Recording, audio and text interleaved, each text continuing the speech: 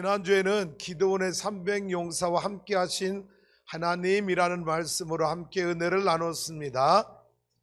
사사기 시대에 350년 동안 이스라엘 백성들의 영적인 네 가지 사이클을 여러분에게 설명해 드렸죠. 다시 한번 볼까요? 자, 어떤 사이클이 있었나요? 자, 사사기 시대 전형적인 네 가지 영적 패턴입니다.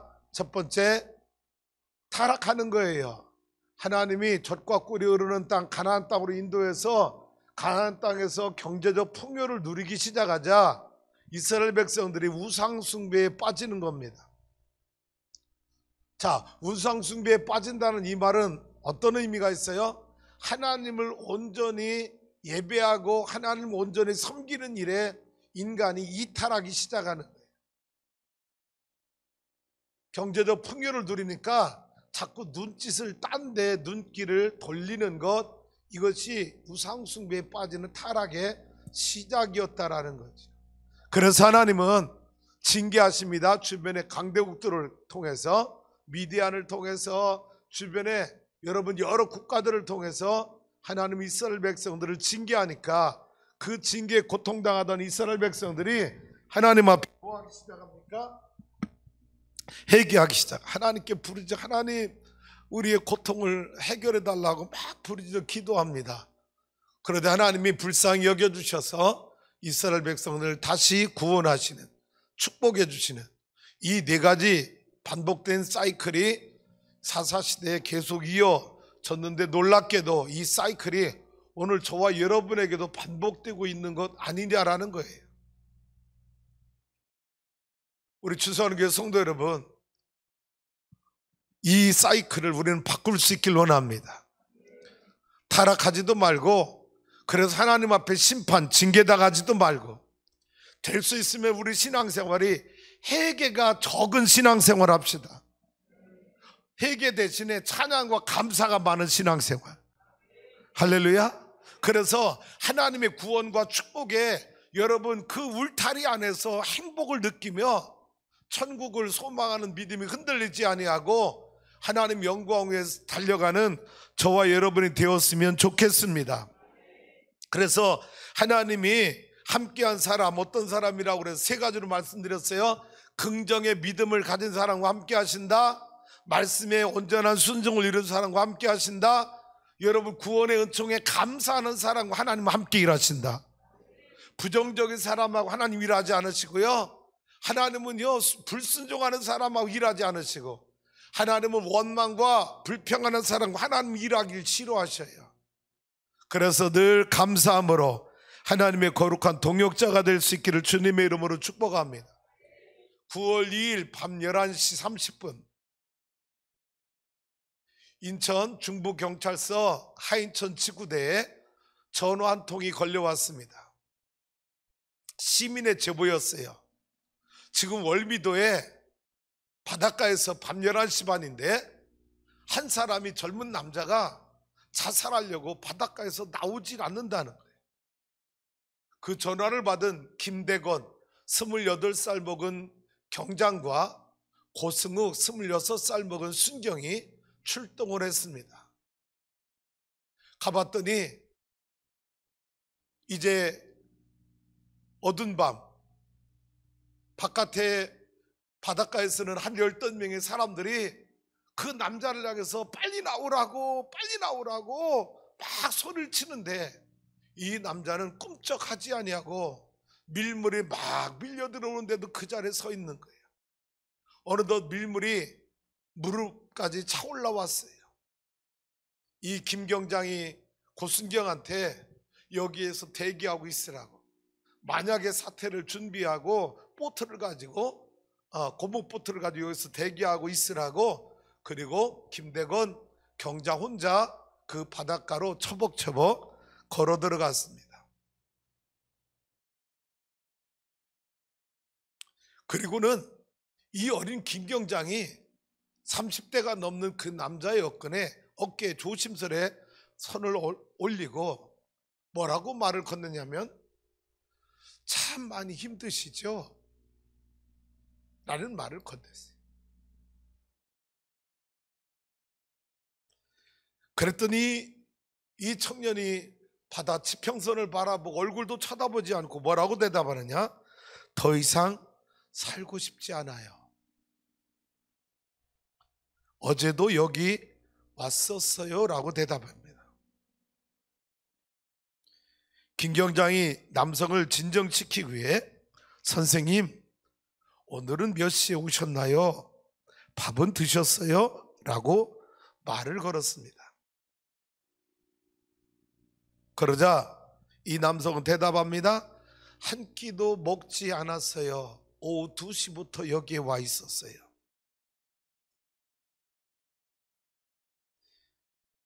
김경장은 또 이렇게 말합니다. 선생님, 일단 오늘 하루만 딱 살아보세요. 오늘 하루만 딱 살아보세요. 내일 결정해도 늦지 않아요. 오늘 딱 하루만 더 살아봐요.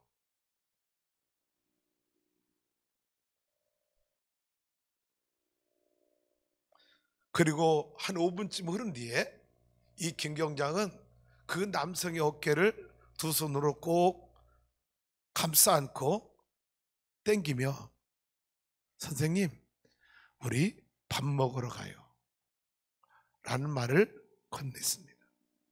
처음에는 꿈쩍도 않던 이 남성이 한 5분쯤 시간이 또 지나니까 발을 돌려서 이 김경장이 이끄는 대로 물 밖으로 붓으로 나왔습니다. 밤 11시 반이 넘어서 주변의 식당들이 다 문을 닫았기에 이 김경장은 고순경과 함께 이 형제를 파출소까지 인도해 왔습니다. 그리고 밥을 하루 종일 굶었다는 소식을 들었기에 서해 있는 파출소에 있는 초코파이와 음료를 드렸습니다. 그리고 이 형제는 집으로 돌아갔는데 그 다음날 이 형제에게 문자가 온 것입니다. 김경장에게 뭐라고 문자가 왔느냐? 나쁜 생각을 했었는데 잘 살아볼게요 라고 문자가 왔습니다. 이 일이 언론에 보도가 되어서 이 김경장이 모 언론사와 인터뷰를 하는데 이 김경장의 한 말이 참 감동이 되었습니다. 일단 오늘을 살면 결국 내일도 살게 되지 않을까요? 일단 오늘을 살면 내일도 살게 되지 않을까요? 그렇게 조금씩 견디다 보면 언젠가 좋은 일이 생길 것이라고 생각해요.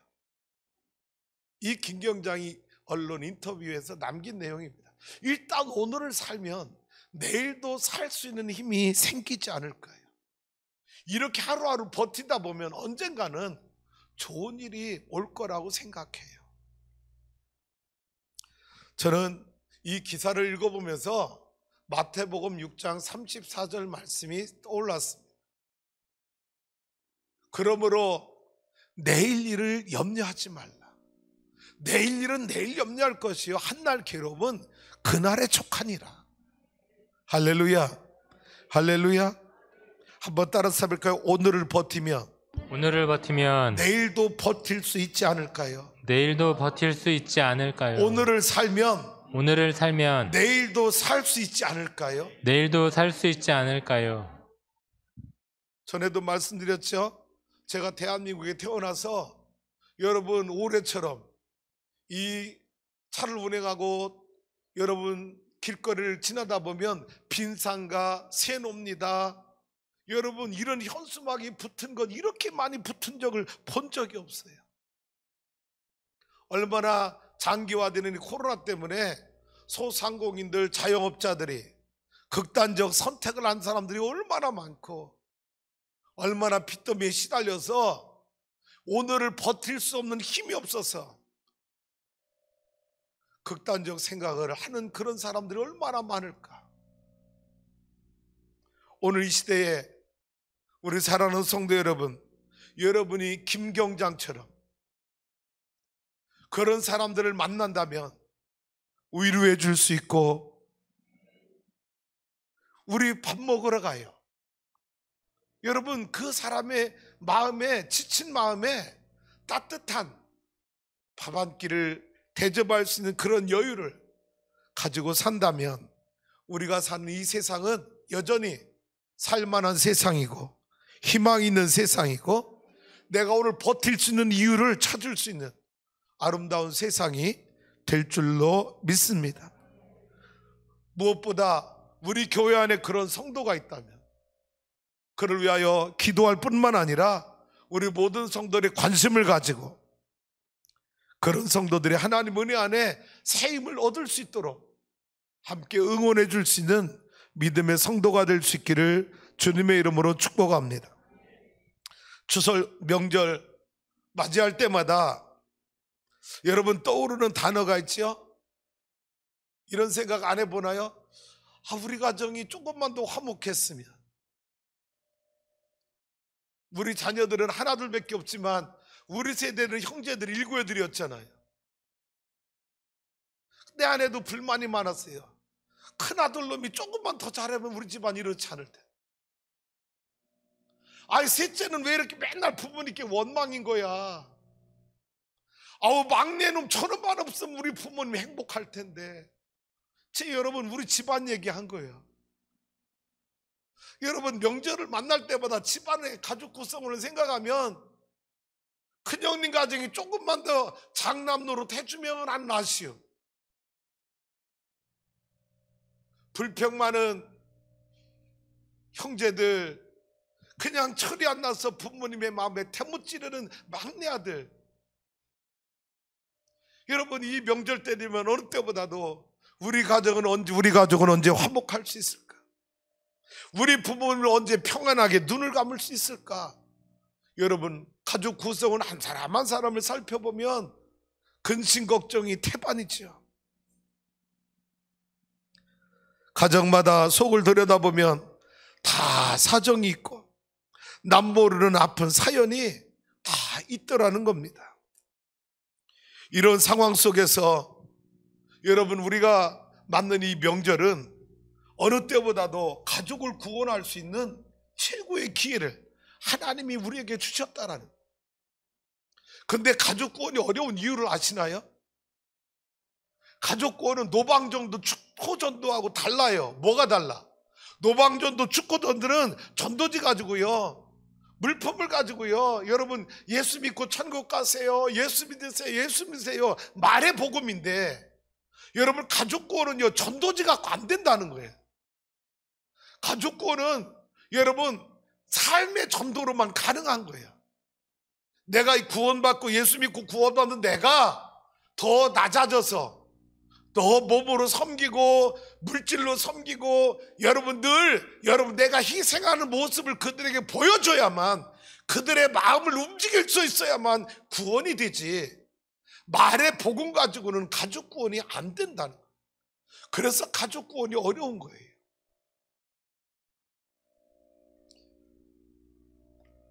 사랑하는 성도 여러분, 그렇다고 해서 가족 구원을 포기할 것입니까?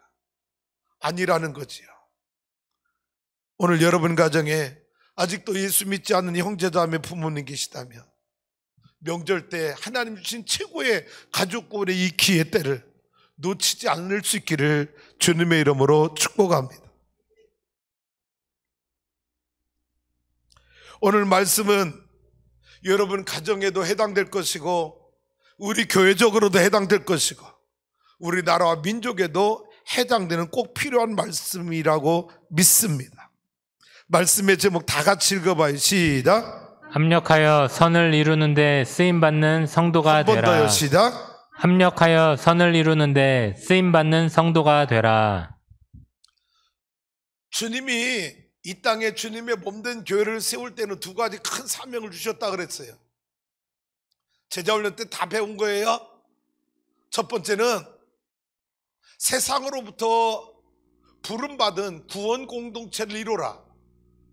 그래서 타락하고 하나님을 모르는 죄인들을 예수 믿으세요, 예수 믿으세요, 예수 믿고 구원 받으세요 전도를 통해서 구원받게 하고 구원받은 성도들이 하나님 나를 구원해 주셔서 감사합니다, 하나님 영광 받으시옵소서 예배 공동체를 이루는 것, 그것이 첫 번째 이 땅에 주님의 몸된 교회를 세워준 첫 번째 이유입니다. 그래서 오늘 나와 여러분이 복음을 듣고 예수를 믿어서 오늘 이 성전에 나와서 예배하고 있는 것이지요. 그런데 하나님은 이 땅에 있는 교회에게 이 사명만 주신 것이 아니라 두 번째 사명도 함께 주셨다는 겁니다. 세상으로 다시 보냄받은 파송 공동체를 이루라, 선교 공동체를 만들어라.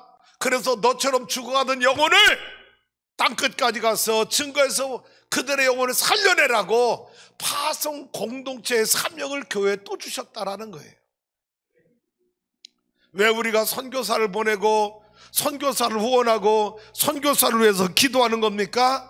우리 교회가 구원 공동체만 머무르지 아니하고 파송 공동체의 사명을 감당해서 이 두 가지 사명을 균형 있게 건강하게 감당하는 교회가 되기 위해서 우리는 선교하는 일에 목숨을 걸려고 하는 거예요.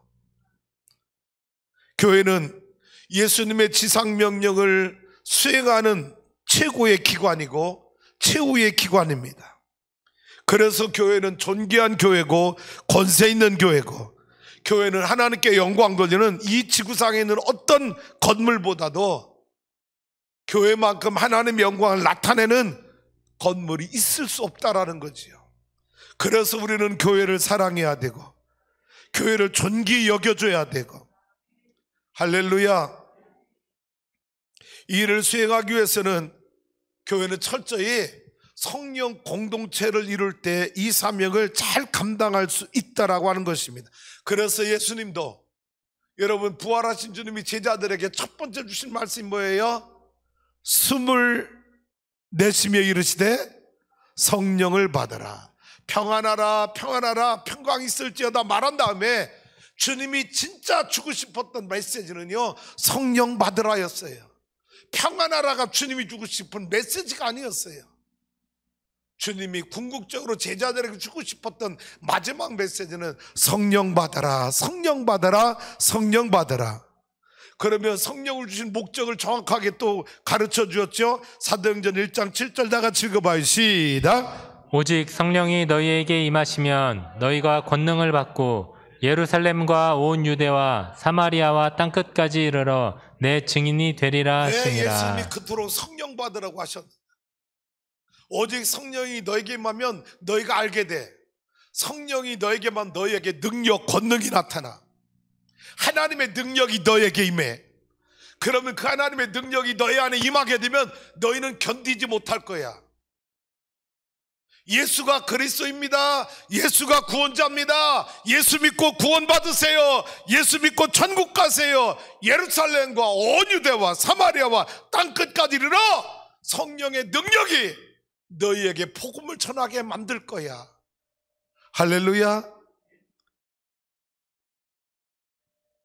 그런데 예수님은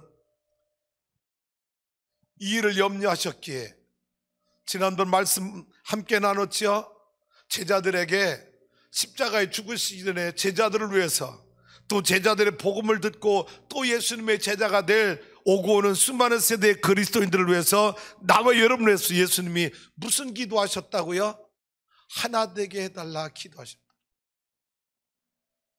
요한복음 17장 11절 다시 읽어봐요. 시작. 나는 세상에 더 있지 아니하오나 그들은 세상에 있사옵고 나는 아버지께로 가옵나니 거룩하신 아버지여 내게 주신 아버지의 이름으로 그들을 보전하사 우리와 같이 그들도 하나가 되게 하옵소서. 제자들을 위한 기도였어요. 아버지, 내가 아버지께로 가옵나니 우리가 하나 된 것 같이, 성부 하나님, 성자 하나님, 성령 하나님, 삼일체 하나 된 것 같이 내 제자들도 하나 되게 하여 주옵소서. 그리고 예수님은 더 나가서 아버지께, 하나님, 이 제자들의 복음을 듣고 또 주님의 제자가 될 다음 세대 제자들을, 다음 세대 그리스도인들도 하나 되게 해달라. 20절, 21절, 23절까지 시작. 내가 비옵는 것은 이 사람들만 위함이 아니요 또 그들의 말로 말미암아 나를 믿는 사람들도 위함이니. 아버지여, 아버지께서 내 안에, 내가 아버지 안에 있는 것 같이 그들도 다 하나가 되어 우리 안에 있게 하사 세상으로 아버지께서 나를 보내신 것을 믿게 하옵소서. 네, 그들도 다 하나가 되었어. 22절도 내게 주신 영광을 내가 그들에게 주었사오니 이는 우리가 하나가 된 것 같이 그들도 하나가 되게 하려 함이니이다. 네, 다 하나, 온 그리스도인은 하나 되겠다. 23절도 마찬가지예요. 곧 내가 자, 그들 안에. 여러분, 그래서 예수님은 십자가에 돌아가시기 전에 제자들도 하나 되게 하시고 그 제자들의 복음을 듣고 또 주님의 제자들, 성도들 모든 그리스도인들이 하나 되길 원하고. 왜? 여러분, 교회가 성령의 공동체 안에서 하나됨을 이루지 못하면 아까 두 가지 교회의 큰 사명, 세상으로부터 부름받은 구원 공동체의 사명과 세상으로 다시 보냄받은 파송 공동체의 사명을 하나 되지 못하면 감당을 못한다는 거예요. 이제 동경올림픽 코로나 때문에 1년 미뤄져서 어렵사리 무관중으로 치러졌죠. 한 달쯤 끝난 지 한 달쯤 지났나요? 여러분, 이번 동계올림픽에 우리나라 여자 배구 경기가 얼마나 매 경기 감동을 줬는지 몰라요. 세계 14위 실력인 우리나라, 여러분 그동안 올림픽에 출전했던 역대 대표팀 가운데 최약체로 평가되는 우리나라 대표팀, 세계 3위 세르비아를 이기고, 작년 여러분 4년 전 리우올림픽 은메달 리스트입니다. 세르비아가 세계 4위 터키를 이기고요, 우리보다 랭킹이 높은 일본을 이기고 홈 경기인 일본을 이겨내고, 더군다나 일본전은 한일전은요 가위바위보도 치면 안 된대잖아. 여러분 보셨나요? 2대2, 그래서 5세트 15점이면 끝나는데 여러분 14대 11로 우리가 졌어. 나는 직접 그 경기를 보면서 아이고, 왜냐면 배구 경기 생리를 알잖아요. 14대 12 끝났구나, 졌구나. 일본전만큼 이겨야 되는데. 여러분, 나는 그 경기를 보면서 이제는 끝났다고 생각을 했어요. 그런데 웬일입니까? 14대 13, 14대 14, 15대 14, 16대 14 이겼어. 여러분, 최약체로 평가된 대한민국 여자 배구팀이 승리의 비결은 하나됨이었다는 거예요. 모든 선수가 혼연일체되어서 한 번 해보자, 한 번 더 해보자, 하나만 더 따라가 보자, 계속 하나 되는 말을 통해서. 여러분, 잘 되는 집안은요 다른 거야, 분위기가. 안 되는 집안은 누구 탓해? 다 남 탓하는 거야. 야, 너 왜 실수했어? 너 왜 그렇게 때렸어? 여러분, 그렇지 않고 서로가 서로를 다독이면서 한 번 더 해보자, 한 점만 더 따라가 보자, 계속 여러분 외치고 하더니요 세상에 세계 4강이 들어갔잖아.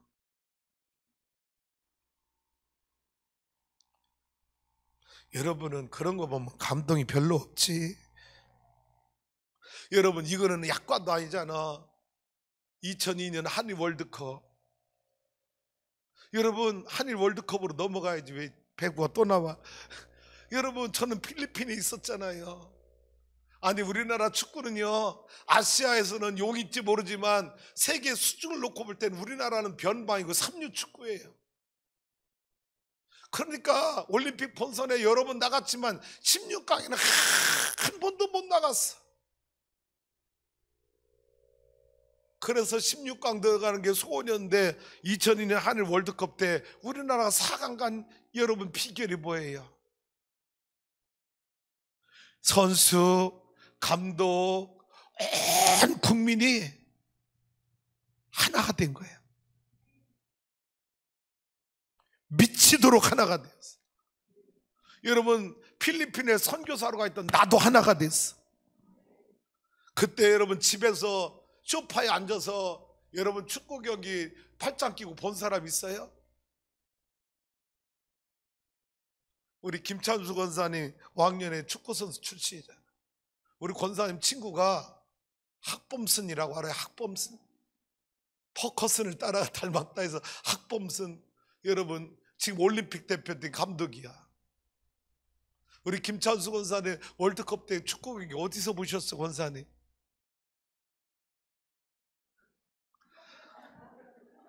축구에 통달한 사람은 집에서 봐도 돼.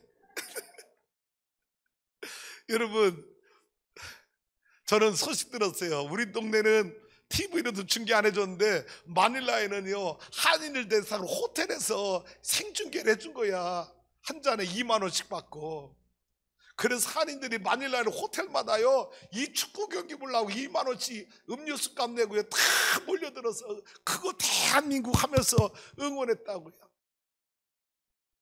여러분 잘 봐요. 개인적으로는 힘이 없어도 그 11명이 하나하나가 다 뭉쳐서 하나님의 여러분 연결된 그 힘이 얼마나 위대한지 우리는 이미 한일 월드컵을 통해서 경험했잖아요. 일본은요 우리나라 때문에 영원 일본 축구는 절망이라는 거죠. 왜? 손흥민 같은 사람 11명 나와도 일본은 죽었다 깨어나도 세계 4강에 못 간다는 절망이 그들에게 깔려 있다라는 거예요. 우리 한국 때문에. 사랑하는 성도 여러분, 오늘 교회도 마찬가지입니다. 여러분 가정도 마찬가지입니다. 나라와 민족도 마찬가지입니다. 하나 되는데 힘을 보태는 사람이 많은 가정은 화목하고 복될 것이고, 그런 성도가 많은 가정은 부흥할 것이고 하나님의 영광이 나타날 것이고, 그런 국가, 그런 백성이 많은 국가는 번성하게 되어 있어요. 그래서 저는 오늘 여러분 로마서 8장 28절 말씀 다시 한번 다 같이 읽어봅니다. 시작. 우리가 알거니와 하나님을 사랑하는 자 곧 그의 뜻대로 부르심을 입은 자들에게는 모든 것이 합력하여 선을 이루느니라. 잘 보세요. 하나님을 사랑하는 자와 그 뜻대로 부르심을 입은 자가 동의어예요. 동의어. 자, 그럼 어떻게 해석이 되는지 잘 들어보세요. 하나님을 사랑하는 자는 하나님의 부르심을 입은 자고, 하나님의 부르심을 입은 자는 하나님의 사랑을 받는 자다. 할렐루야. 그런데 이들이 해야 될 일이 있는 게 뭐냐? 모든 만물이 합력하여 선을 이루는 데만 쓰임 받아야 된다. 할렐루야. 하나님을 사랑하는 자, 그래서 부름받은 자, 부름받아서 하나님을 사랑하는 자, 그들이 해야 될 일이 있는데 모든 일이 합력하여 선한 일만 나타나도록 쓰임받도록 나와 여러분을 하나님이 불러주셨다라.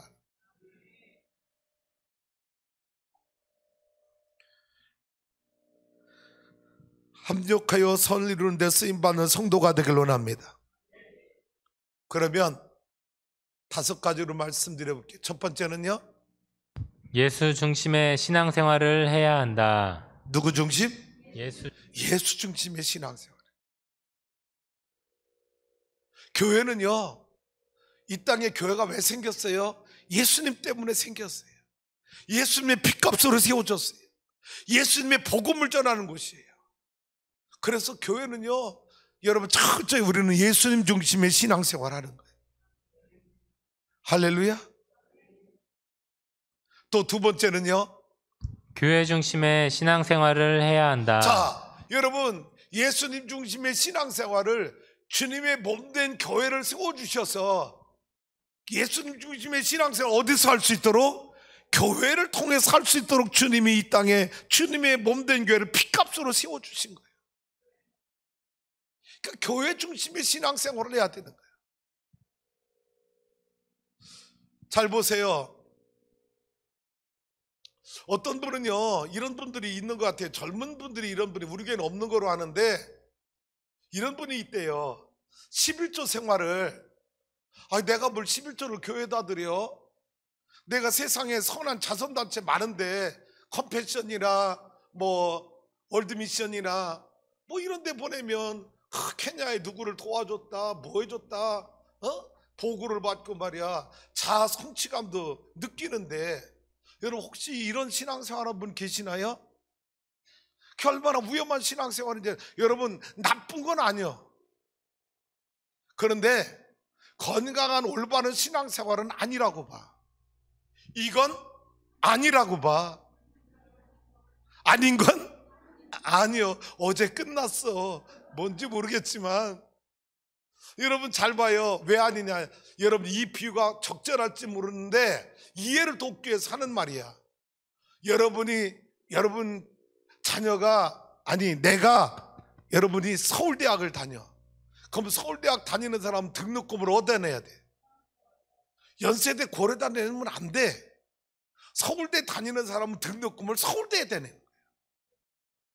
마치 여러분 내가 신앙생활 하면서 11조는요 내가 몸담고 있는 교회다 드리는 거지. 내가 11조 드렸는데 교회가 내 11조 어떻게 쓰는 거야? 모른다고 여러분 잘 알지 못한다고 해서 난 11조 선한 자선단체에 쓸 거야. 컴패션 어린아이들 돕고 말이야. 여러분 이게 잘못된 신앙생활이라는 거예요. 11조 생활은 내가 몸담고 있는 교회 중심의 신앙생활, 내 몸담고 있는 교회에다 드리는 게 여러분 이게 맞는 거예요. 하나님이 가르쳐 준 거야. 할렐루야. 교회 중심의 신앙생활이 무너지지 않길 원합니다. 세 번째는요, 말씀 중심의 신앙생활을 해야 한다. 예수님 중심의 신앙생활. 그런데 예수님은 이 땅에 교회를 세워줬어. 그 교회에다가 하나님은 예수님 뭘 명령한 거예요? 내 복음을 전하라. 말씀을 전하라는 거예요. 그래서 구약성경, 신약성경 하나님의 말씀을 선포하라고 이 땅에 교회를 세워주셨는데 그 선포의 중심은 누구냐? 나를 구원하신 예수님인 거예요. 할렐루야. 그래서 교회는 끊임없이 여러분에게 큐티 생활 하세요. 말씀 묵상하세요. 이번 9, 10월 큐티는 갈라디아서 출애굽기입니다. 계속 여러분에게 안내하는 이유가 뭐예요? 여러분 우리 그리스도인들은 말씀 중심의 신앙생활을 해야 내가 하나님 나라에 합력하여 선을 이루는 데 쓰임받는 성도가 되는 거예요. 말씀을 안 읽으면 내 생각이, 내 지성이, 내 상식이 나를 지배해서 내 뜻대로 내 마음대로 신앙생활하는 거예요. 네 번째는요, 목자 중심의 신앙생활을 해야 한다. 예수 중심, 교회 중심, 말씀 중심인데 이 일을 돕도록 여러분들에게 영적으로 안내하고 영적으로 섬기고 영적으로 가르치고 깨우치도록 주님은 신학을 훈련받게 해서 목사 안수를 줘서 여러분의 신앙, 교회가 든든히 세워져 가고 말씀을 대신 선포해야 될 목자를 교회마다 세워주신 거야. 그래서 목자 중심의 신앙생활을 해야 합력하여 선을 이루는 데 쓰임받는 성도가 되는 거예요.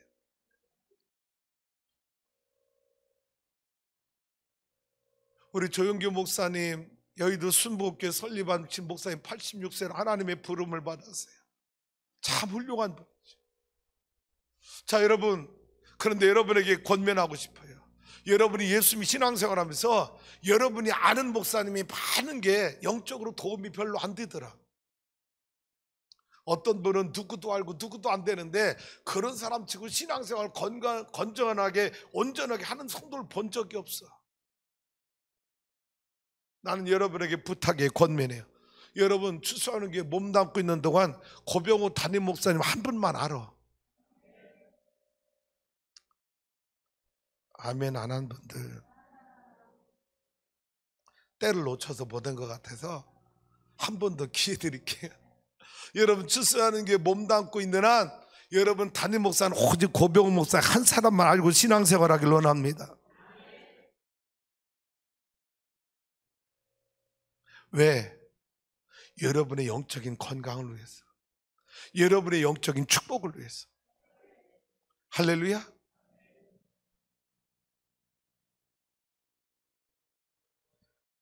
남들 얘기 들어봤어요?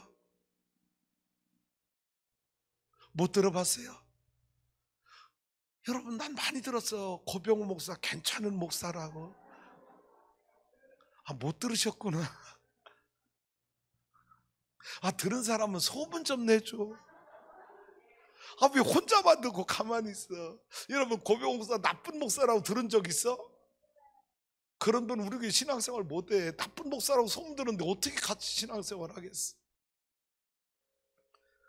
5번째는요? 성령님과 동행하는 신앙생활을 해야 한다. 누구와 동행하라? 성령. 성령님과 동행하는 신앙생활을 해야 성령의 지배, 성령의 통치를 받게 돼요. 그리고 아가서 2장 15절 말씀을 제가 여러분에게 전합니다. 다시 읽어봐요. 시작. 우리를 위하여 여우 곧 포도원을 허는 작은 여우를 잡으라. 우리의 포도원에 꽃이 피었음이라. 자, 로마서 8장 28절. 하나님을 사랑하는 자, 그 뜻대로 부르심을 입은 모든 자들은 합력하여 선을 이루라는 말씀 마음에 새기시고 순종하시기 바랍니다. 근데 왜 오늘 내가 아가서 말씀 여러분에게 준비했는지 알아요?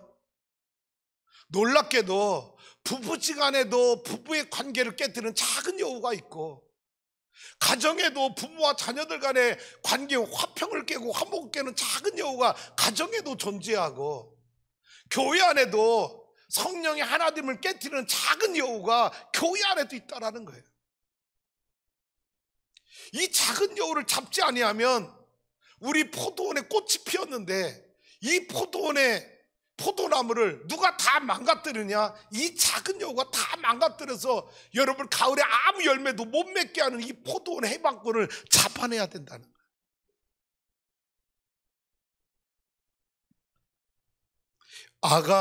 아가라는 원래 말은 히브리어로 시루 하시림이라는 말인데 무슨 뜻이냐? 노래들 중에 노래, 가장 아름다운 노래라는 뜻을 가지고 있는 게 아가라는 말이에요.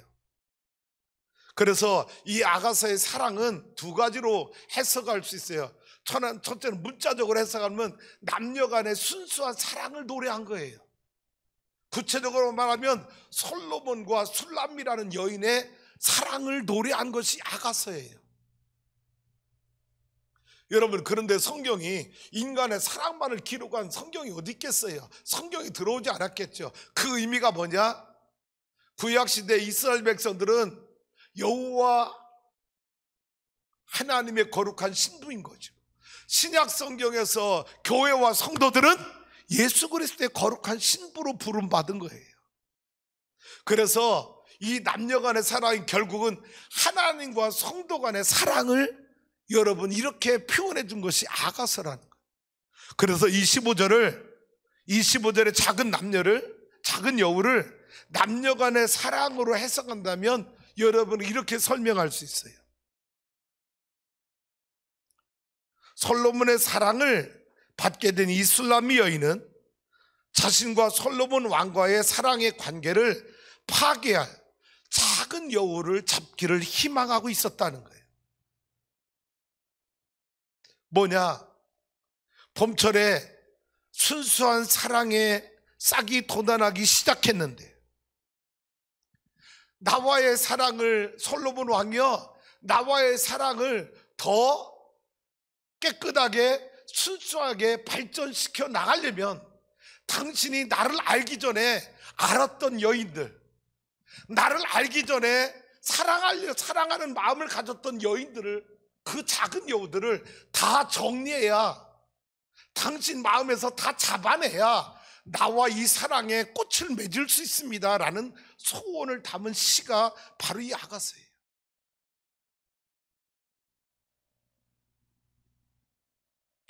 다른 여인에게 가졌던 사랑의 사소한 감정을 다 정리해 주어야만 우리의 사랑이 꽃이 피고 열매 맺을 수 있는데,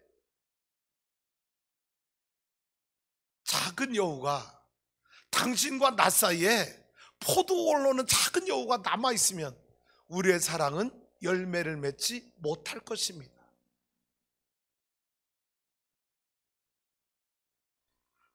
자, 이 말씀을 이제 영적으로 적용을 해봅니다. 해석을 해봅니다.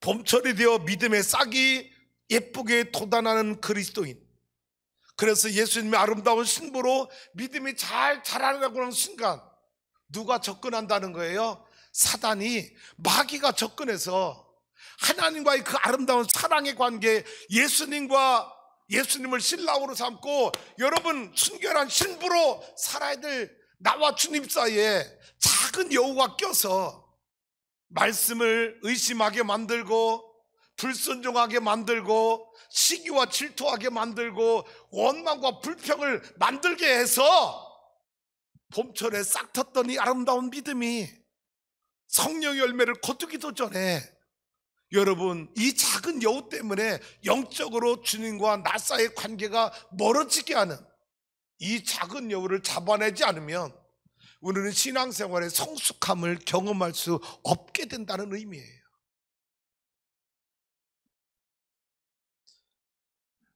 이 작은 여우를 우습게 여겼다가는 큰 코 다친다는 거예요. 사랑하는 성도 여러분, 여러분 가정의 부부지간에도 작은 여우를 잡아내길 바랍니다. 그래서 부부지간에 사랑이 깨지지 않길 원합니다. 여러분 교회 안에도, 여러분 가족 안에도 작은 여우가 있어서 가족 구성원의 관계를 깨뜨리는 작은 여우를 잡아내야 돼요. 교회 안에도 마찬가지로 성령 공동체를 파괴하는 작은 여우가 존재하는 것을 허락하는 한 그 교회는 작은 여우 별거 아니지만, 여러분 이 여우가 누군지 알아요? 팔레스타인의 포도원에 여우들이, 팔레스타인 포도원은 평지가 아닙니다. 대부분 다 비탈길이에요. 왜? 물이 잘 빠지는 곳에 포도원을, 이 비탈길 산악지대에 포도원이 있기 때문에 여우들이 이 포도원에 굴을 파고 서식하다가 봄철이 되어서 포도나무가 물을 빨아들이고 새싹이 막 돋을 때, 이때 여우가 뭐 하느냐? 포도나무를 다 갉아놓아. 그래서 하나 열매를 맺지 못하게 하는 이 해방꾼이 작은 여우라는 거예요. 이 여우를 잡아내지 않으면 포도농사 아무것도 거둘 수가 없게 된다.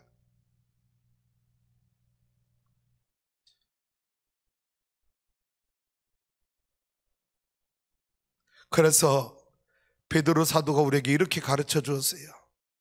베드로전서 5장 8절 9절 말씀 읽어봐요. 시작.